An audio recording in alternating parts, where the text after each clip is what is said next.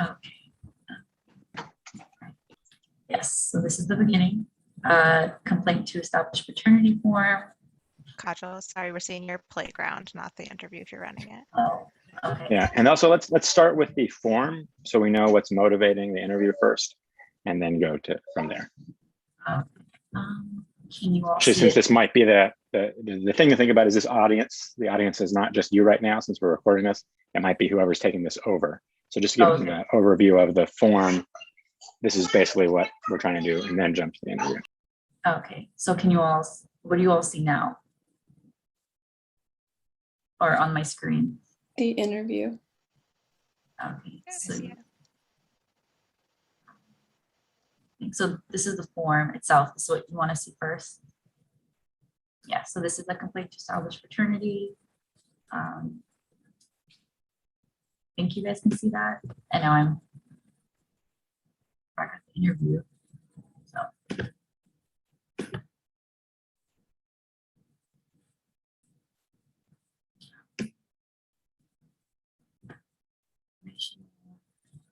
This page as well, we added links to what they'll need to go to if they need these forms.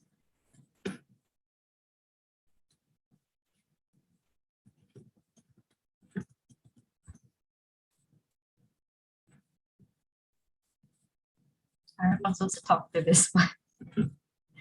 Let's go through. Okay. Plaintiff's name.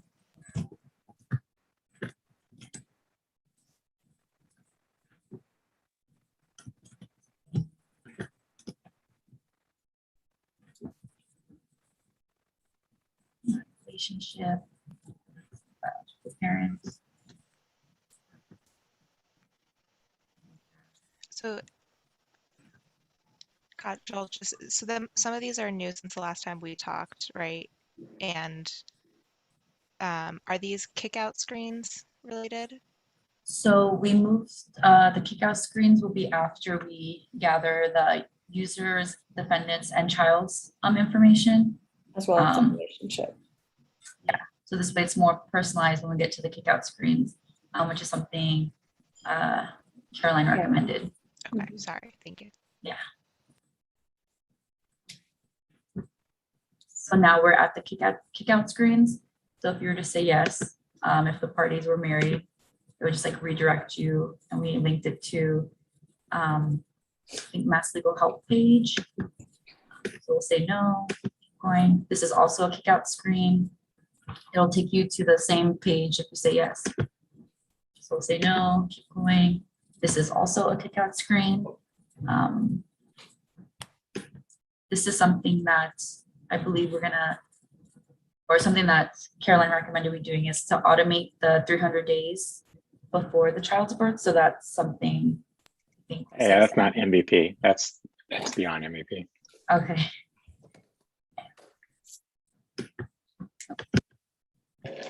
So those are all the kick-out screens. Now we're just gathering the addresses. So just in the idea of collecting things, so on the kickout screen, although you do have the link to more information, it would be nice to provide some feedback to the user as to why they can't help.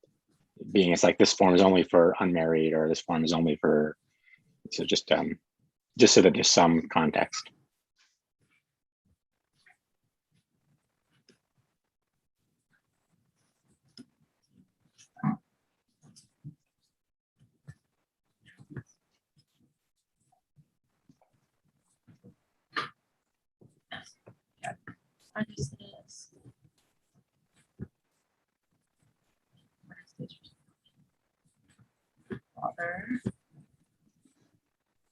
We did remove, I think, a question or two that we were told wasn't needed, so that's no longer there. So like to adjudicate, and I can't remember the second question. We moved it early on, but yeah, we're gonna request child support. Or if we want to ask for insurance. If you're going to prohibit a party from imposing restraint on the biological mother, or I guess the plaintiff or the child. So I can just tell you now, that probably needs some explanation. And Right? this- More clarity. Yeah, what is imposing restraint? Okay. And on the screen before, sorry, I'm bad at unmuting fast enough. sh- Is there a difference between insurance and health insurance? I think on the form, there is, I just changed this the other day, so I think I took out, accidentally took out a button that's supposed to be there, because it's supposed to be health insurance or, let's see the other one. Health insurance. Or- Oh, no, I think it's just health insurance. Okay, Which is maintain and provide health insurance. Yeah, Yeah, so those should be in agreement. So it does become a question to the user that it's one or the other. So you should just pick health insurance in both cases. well, and then in this situation, are we acting as Kajal, right?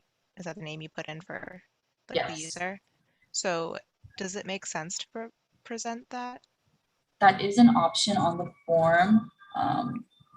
Probably So wouldn't we- be asked. Well, let's look at what the form exactly says. It might be, you know, if it's Yeah, order the plaintiff to provide health insurance or the defendant. But wouldn't that just, whether you marked plaintiff or defendant, just mean it's the other party? Because I guess, there's also maintain. Maintain Provide. or That's the provide. second.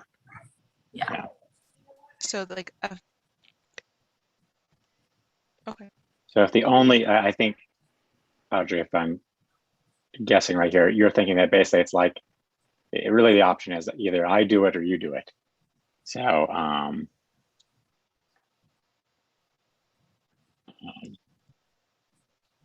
I guess I'm just kind of confused how, why a plaintiff would ever say, order me to maintain or provide health insurance. I am not sure.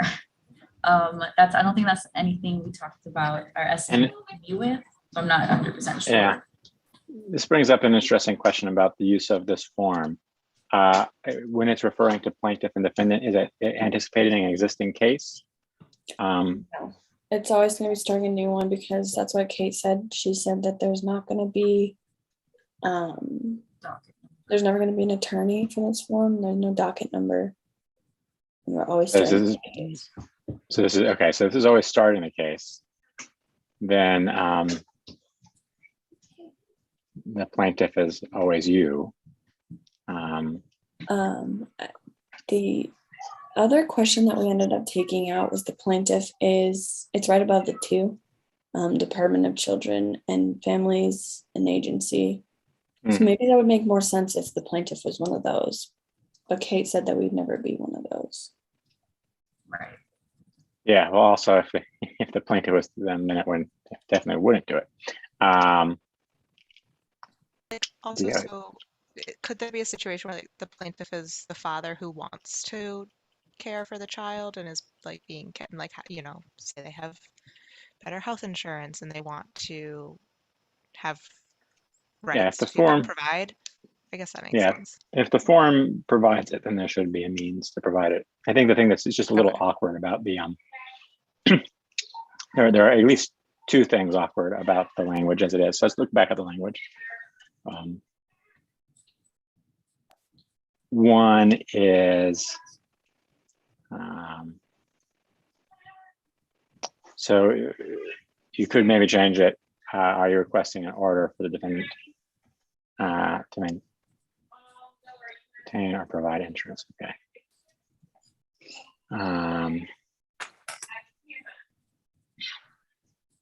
And you phrase it that way with these questions because you want to sort of limit the number of questions somehow. So what you could do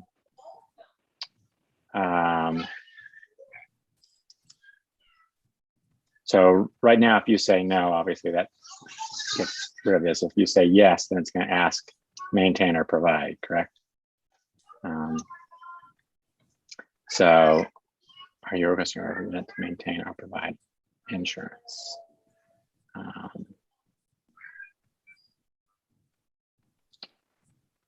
I almost feel like you're trying to squeeze like too much into here where Maybe break it down into another.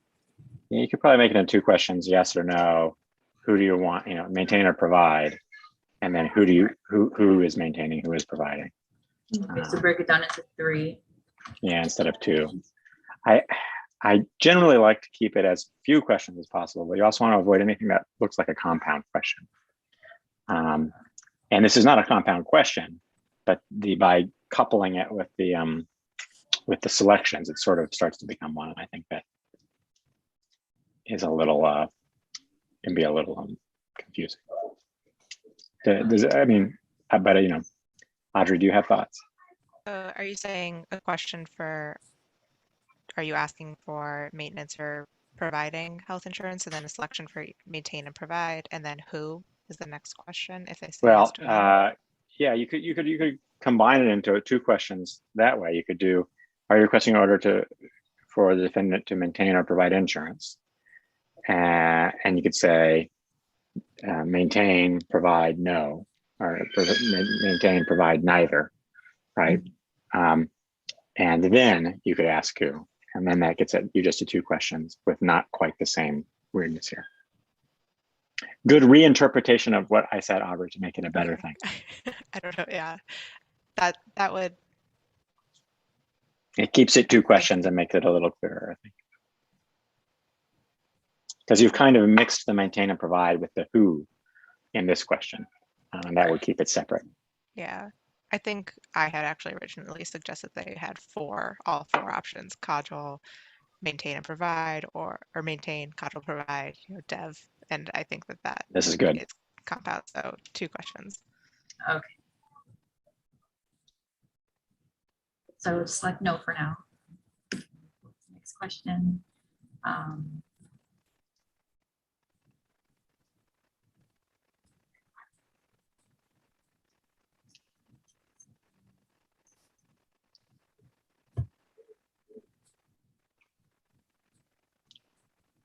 I don't think this is the last question though.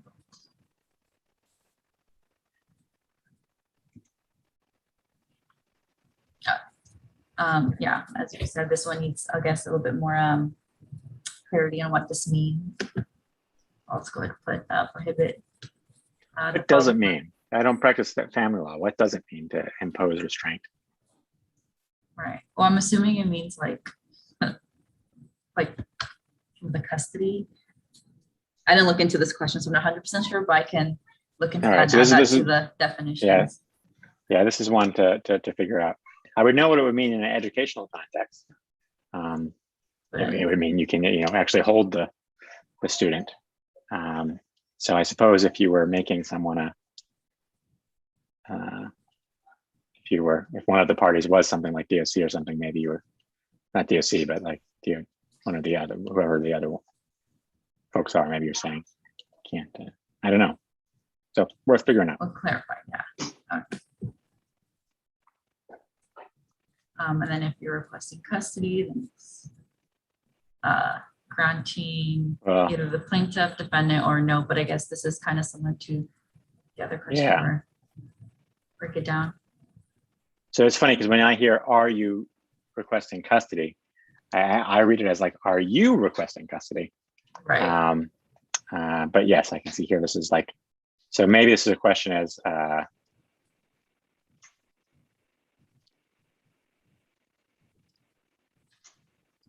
I don't know. This might be something asked as, are you asking to formalize custody? I don't know. What does the form look like exactly here? It's probably just checkbox requesting custody, right? So it's grant the plaintiff or grant the defendant. Oh, sorry. No, grant the plaintiff or defendant custody.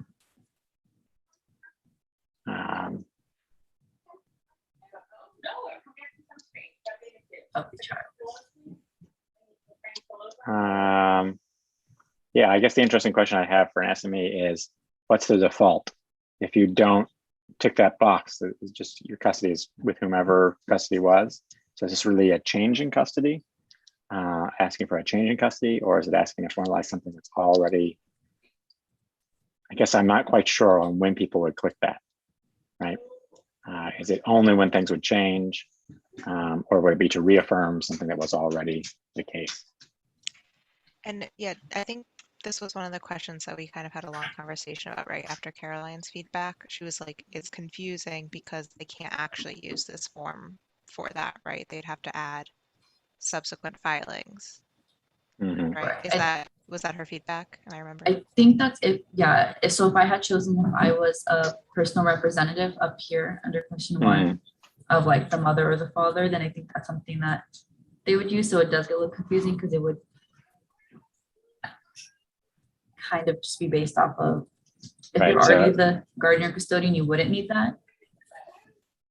You wouldn't be checking that Right. off. Okay, so this is for people who are, so it really is about a change then, probably. So that probably needs some language change. And if it would also, if you couldn't actually request, if you can't actually request custody by doing that with this form, then there will need to also be something that says like, this is insufficient to make the request custody. You'll also need to file these X things. So there's at least 2 points there. One, talking to an SME to get clarity on when this comes up to make a better question, so that it's like, the question might be, are you requesting to change custody? Or the question might be, are you, it's just odd to say, are you requesting custody? So there's got to be some custody to begin with. So I guess the question for the SME is, would you ever click this box to keep the status quo? If not, then you can just ask, do you want to change the status quo? So do you want to change custody? And then the question is, if you check this box and you say you want to maintain custody, or you want to change custody rather, but this form is insufficient to actually allow you to ask for that in court, then what is insufficient about this so that you can provide additional information? And so it may be, it's like, oh, okay, you expressed that you want to do custody. This form alone will not be sufficient for that. You will also need to do X, Y, and Z.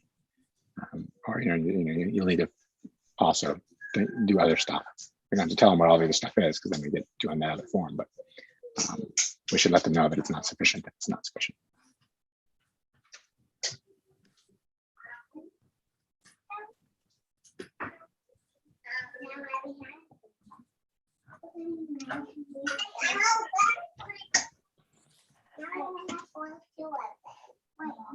And just so that I'm clear on the courts there, it's is that taking both of the parties' addresses into account?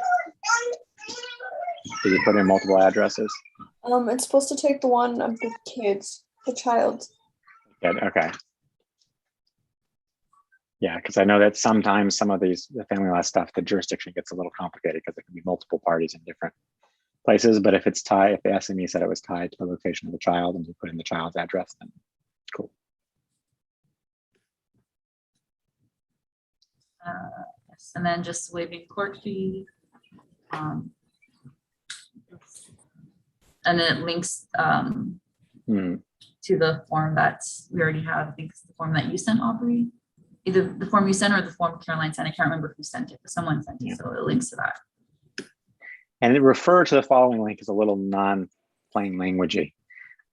So you might change it to be like, to request, you'll need to complete the form at this link, or open up this link, or open up this link now in another window or another screen. Or I'm just trying to think about, especially someone who might be on their phone. If they see that link now, and then how do you get back to it? You want to make it clear that if they want to do action, they need to open it up now so they can come back to it. Oh. Right, because you say, oh, you're going to do this thing, and then you go next, and then you don't get it again. Good. Yeah. And then something to put for the or enhancements is just integrate the affidavit of agency. Oh, which reminds me, I think that the Australian did email me back, but I'm on weird. Schedule this week, so I'm gonna remind myself to do that. Sorry, I'm talking to myself. Yeah, so this is the preview of the form. I think something else, I guess, I know that was recommended is we change this to months if it's less than a year. So I guess that is something else too that will need to be done. But I guess. Aubrey, what did you say that to make this one just user instead of having to re-put it in? What did you say I had to put it equal to? You said it on Tuesday, but I don't remember. Blank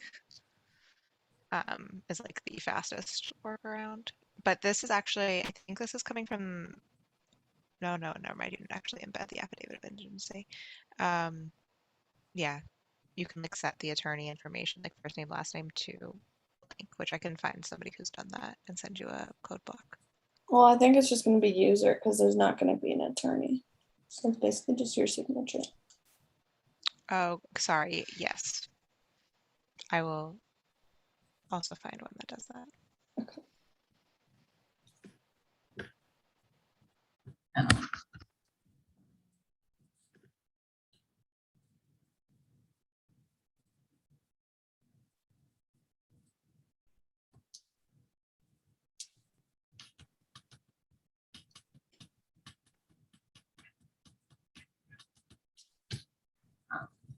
Oh yeah, this is something we need to change too, but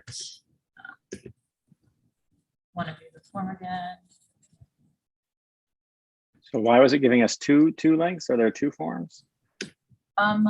This is instructions. Oh, that's the instructions. I see. Got you. Yeah, and this is all forms to download for your, I guess you could download a whole file.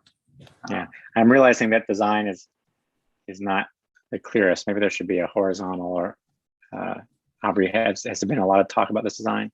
No, I've just been thinking in my head that for forms that are not sent to court, that this is not really that helpful. Because, and oftentimes like we tell people to upload things, but then we just make it another link. And that means that people have to remember to download and print 3 things instead of 1 thing. And I know maybe sometimes we don't want them to have to print the instructions 3 times because they're giving a copy to the court, keeping one for themselves and the defendant or whatever, but I feel like it. Yeah, well, it might be that the way to bundle things like these are not to download zips also, because if you get that on your phone, then you maybe don't have zips. But yeah, this is not for you, but this is a thing that may make an issue. And because it would come back as because instructions is only 1 word, and the next one has so many, and all forms has it. Like there's, I can't easily identify the horizontal break between the different rows. So when I see that, if I just see a block of text that seems to run together, instructions this form for establishing, like it's like, yeah, I see the columns, Right. but I don't see the rows. So the issue is something about, improve, differentiation between rows and download block or whatever we're calling it. And I think that's a standard. I know that Michelle was working on this and we talked a lot about it, but so there's standard code that we can change.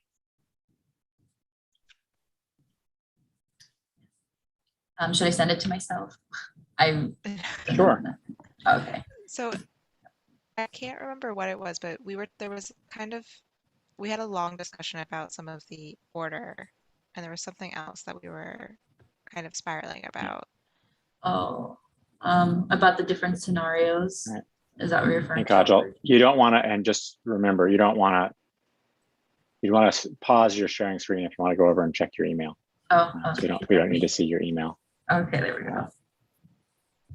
I'm just gonna go between. Yeah, so Caroline brought up a bunch of different like scenarios in which Mhm. this form might not necessarily work the way it's made. Like, Right. let's say this person's wife is in a coma and they're the biological mother, and you're also the mom, but you're not biologically related to the kid, and so you do this form to like get custody or something, just to be able to like, I don't know. Yeah, except you shouldn't be able to use this form for custody, right? That's what we. No, I know. That's just like an example Mhm. of like something like she came up with a whole bunch of different scenarios like that, where it's like makes this form a lot more confusing. Yeah, well, it is good to think through edge cases. If it was that was the example, though, that would be a misuse of the form. I'd be using the form to do something that's not intended to do. Were there cases that related to the question flows that you had that would, right? Like you can't stop someone from. Well, you can. You can give information to help someone properly use the form. The question is, do your question flows and your logic flows allow someone to use this form properly in all the proper ways, and mitigate the potential misuse of the form. So like the example that we had are like, if you check asking for custody and we give you more information that says, no, you can't use this form to do custody all on its own, that's like a mitigating misuse of the form. But if you didn't have a question that populated one of the checkboxes, then that would be an inability to fully use this form. And so the question is, were there scenarios that related to the latter, the ability to fully use this form as it's as it is?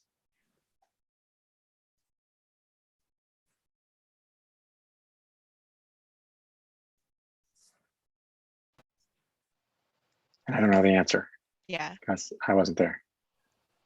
I feel like we were worried about some of the scenarios that they were misuse scenarios, though. Right. And that was what we were trying to protect against. And there was a lot that were brought up. I don't have, I'm sorry, I didn't write any of them down. So But it's not use. Yeah, so the misuse scenarios, I do think it's worth mitigating what we can. So were all of those, or I'm betting a large amount of them, we're asking for things that this form can't do on itself, on its own. Things like custody. Was that a class of the misuses? Or Kaja, you're you're muted. you're muted. All right. I think also part of it, and this might be like unrelated, but I think it is like the who can and cannot file page is like something like the first step to like mitigate that. But and that's something I like we were gonna add, but it's the information isn't like really there. When I checked Mass Legal, it's there for like other forms, but not specifically this form. So it's more difficult. And then I think that would be like the first step to help mitigate, because if you're not the biological mother, like Shauna was saying, then you can't, according to what I understood from Caroline, you wouldn't be able to, or if you're not the biological father. But we did also include that language under like biological parent. Right. So there would be other forms if you are not the biological parent and you are seeking custody or some other type of legal status, then there would be a different form likely. This is Right. only for biological. For this is either the biological mother. This is an interesting question.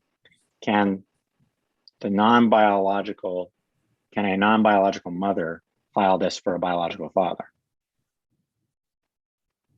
So I guess that would fall under representative of the parent. And then this is one of the scenarios I think is very similar to what Caroline brought up. So it's very confusing. So Let's look back at the sure. form and just see what some of these options are here. So the problem is this form is probably not very well designed in that it allows for all these different. My suspicion is that since my recollection of its layout is, there are a bunch of different sort of radio buttons effectively. and that the form is probably does not allow for, there's probably no world in which all of the constellations of different ways you could fill those out actually are valid. And so the form is relying upon people only filling out the constellation of valid paths through sort of that decision space without giving any guidance. So plaintiff who resides, so we're looking at either the mother or the father of a child out of wedlock, or the child, or the guardian, custodian of a child born out of wedlock, or so The parents first of person representative. So yeah, because you're asking for paternity, establishment of paternity. And is the SME's statement that is basically paternity is only about biological parentage, right? So is that correct? It was more Caroline saying, but it would be a question for Kate too. Yeah, but that's sort of the threshold question here, right? Like, is this form only to apply to a biological father, right? So if you're asking for paternity, can you only ask for paternity of a biological father? My naive assumption would be, based upon the common use of that term, the answer would be yes, but that we don't always use the common usage of terms in the law. If that was the case, then one of the screening questions would be, you're looking for to establish paternity, ask, who you were trying to establish the paternity, and you could ask, is this person a biological father? And that would make sure that you sort of had that part right. But from here, yeah, it doesn't, you could be a mother, and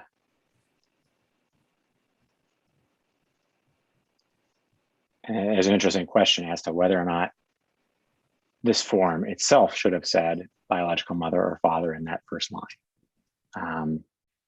But actually, the fact that it doesn't actually ends up being more inclusive, because you could be the father in a two-father scenario, asking to establish paternity.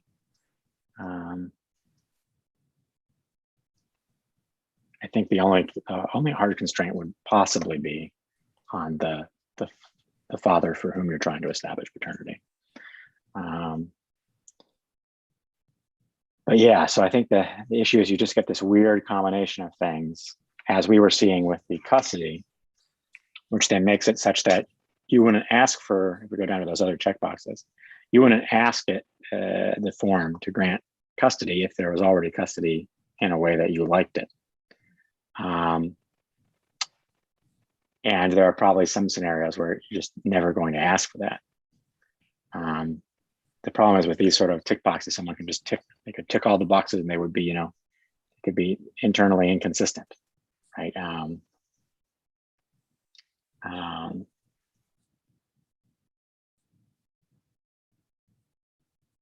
So if the one class of things clearly seems to be the fact that you've said that custody is, you can't actually have custody granted based upon just showing this form. So there we want to have a warning to mitigate against. There was the same with the child support, because there's a whole nother form that Caroline was talking about that. Yeah. Yep. So that would be another one then where you'd want to. So basically, there's going to be a set of things for which if someone checked for, they're requesting these things from the court, then you would want to say this form on its own is insufficient. I think the thing that presumably this form does on its own is for the court to adjudicate the defendant to be the father of the child. I don't know if they can order maintaining or providing health insurance. So this is your question for the SME. Your question for the SME is, of the things in 6, which of them, if checked, require additional forms to be filed? And then based upon that answer, we can provide feedback to the user so that no one is under the impression that having filled out this form and asked for those things, that they're going to have done everything they needed to do if they don't have everything they needed to do.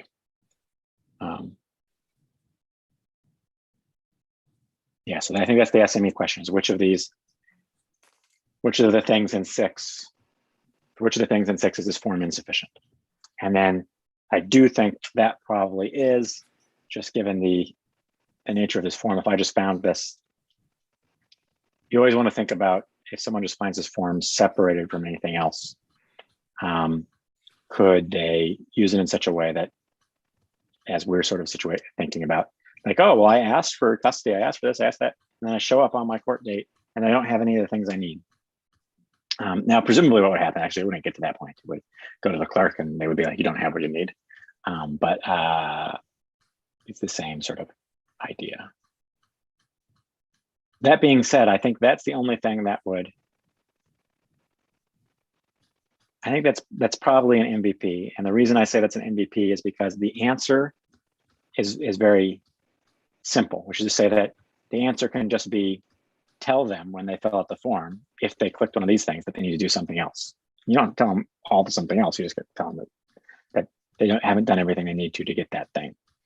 But absent that, I feel someone could probably go through this form, ask for custody, think they had everything they needed, and then be very unhappy when the clerk says, no, you need this extra stuff. And so you just would have wasted the user's time, or they would have felt wasted the user's time. But I think that's probably the main MVP thing I would do that relates to the language in the question we had about around custody. So that would actually probably clear that up too, because then you would also get clarity on, that should be the other thing, is clarity on whether or not, whenever someone ticks that box, if they're asking to change the status quo, right? Because then that allows you to ask the question is, would you like to change custody? Or would you like to,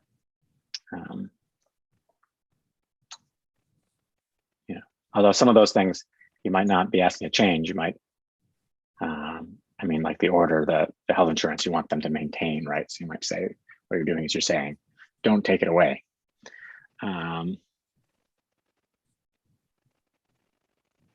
But otherwise, there are the couple of language edits, the one question that Aubrey and I helped craft down to keep it to 2 questions rather. I feel like you could probably do that today, the 2 questions rearrange. The question 6 thing is going to requiring input from an SME, so that's not going to be done today.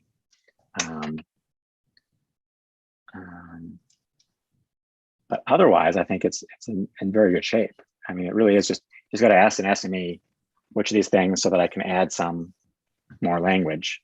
Doesn't require a big change to logic flow. And I think that would probably also address the issues that Caroline was concerned about, because I think those issues are a consequence of the form not restricting who can start filling it out, tick those boxes. Does that sound, Aubrey, were you on the other call with Caroline? I was on the call with Caroline. So Shauna and Kajal, does that sort of comport with your understanding of, I know you don't remember the exact, all the scenarios that Caroline expressed, but to the extent that they seemed to be a result of basically asking for something that this form couldn't do. Was that sort of the overall umbrella of the edge cases she described? Yeah, I think so. And I think that was a large part of the worry on Tuesday. Yeah. We started spiraling a little bit with all the different things that could happen. Yeah. Well, so that's, I mean, but the solution is rather easy, right? It's like if someone texts something and there's not enough, you just say, this is not enough. You're going to do something more. And then if someone doesn't check a thing that's going to implicate that, then they just go through and they fill out their form. Yeah. Because the truth is they'll need to fill out this form anyway if they're needing to do other stuff too. So it's still good that they filled it out. It's just they have more to do.